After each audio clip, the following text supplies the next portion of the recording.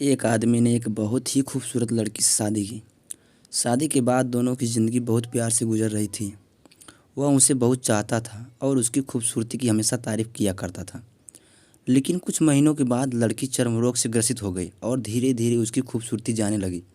खुद को इस तरह देख उसके मन में डर समाने लगा कि यदि वह बदसूरत हो गई तो उसका पति उससे नफरत करने लगेगा और वह उसकी नफरत बर्दाश्त नहीं कर पाएगी। इस बीच एक दिन पति को किसी काम से शहर से बाहर जाना पड़ा। काम खत्म कर जब वह वापस लौट रहा था, उसका एक्सीडेंट हो गया।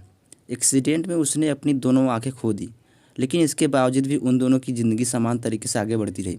समय गुजरता रहा और अपने चर्म रोग के कारण लड़की ने अपनी खूबसूरती पूरी तरह गंवा दी।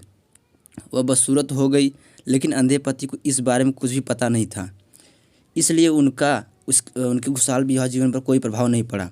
वह उसे उसी तरह प्यार करता रहा। एक दिन उस लड़की की मौत हो गई। पति जब अकेला हो गया था, वह बहुत दुखी था। वह उस शहर को छोड़कर जाना चाहता था।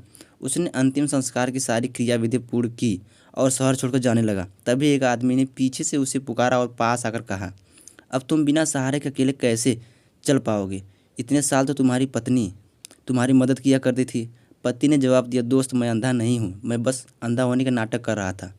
क्योंकि यदि मेरी पत्नी को पता चल जाता कि मैं उसकी बदसूरती देख सकता हूँ तो यह उसके रोग से ज़्यादा दर्द होता। इसलिए मैंने इतने साल अंधे होने का नाटक दिखावा किया। वह बहुत अच्छी पत्नी थी, मैं बस उसे खुश रखना चाहता था।